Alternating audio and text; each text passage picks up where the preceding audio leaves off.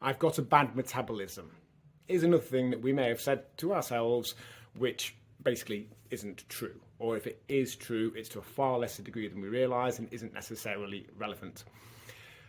You'll often read about things that claim to boost people's metabolism or talk about how our metabolism changes with age and various other factors. And I think that often shows a bit of a misunderstanding as to what a metabolism is. Our metabolism is just a series of processes that go on in the body that are involved in conversion of food and other things into usable energy and storing of energy and so on. And we all have what's called a basal metabolic rate. It's our body's energy requirements at rest. How much energy we would use if we just lay in bed all day. And that's largely dictated by our body size and composition.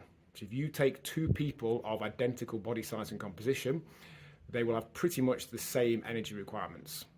There will be marginal variations outside of that, which a lot of research suggests is just down to the limitations actually of assessing that direct comparison, because there's only so much accuracy we can have. Two people might be the same weight, but are they necessarily the same amount of lean mass? Do they have the same size organs, etc.? But even then, the differences in two equally matched people are in the magnitude of no more than plus or minus 80 calories a day. So two otherwise identical people may have resting metabolic rates, and therefore what we might call metabolism, of no more than 160 calories a day difference, but likely a lot closer than that. So even if we have that worse metabolism than someone else matched to us, we can just make some relatively small adjustments to still make that work. Whatever our metabolism is, we'll still lose weight in a deficit. 160 calories is a couple of mouthfuls of food per day, and chances are it's less than that.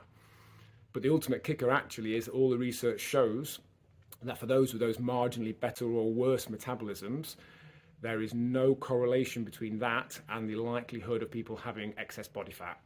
So the person who has extra body fat is just as likely to have the good metabolism, and the person who is lean is just as likely to have the bad metabolism as the other way around. Beyond our resting metabolic rate, the rest of our energy use comes from our physical activity levels. And that just is what it is. If someone's more active and therefore uses more energy and therefore remains lean or loses weight, that just is what it is. It's like saying it's not fair that a bigger car that does more miles uses more fuel. It is fair. It's completely fair. Why wouldn't it? Why wouldn't a bigger person who is more active not use more energy than a smaller person who is less active?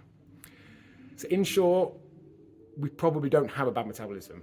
If we do, it's a very small difference to someone else who is size matched to us, an amount of difference that's easily adjustable for by making a few different food choices, and there is no shown correlation between those variances in metabolism and the likelihood of gaining weight.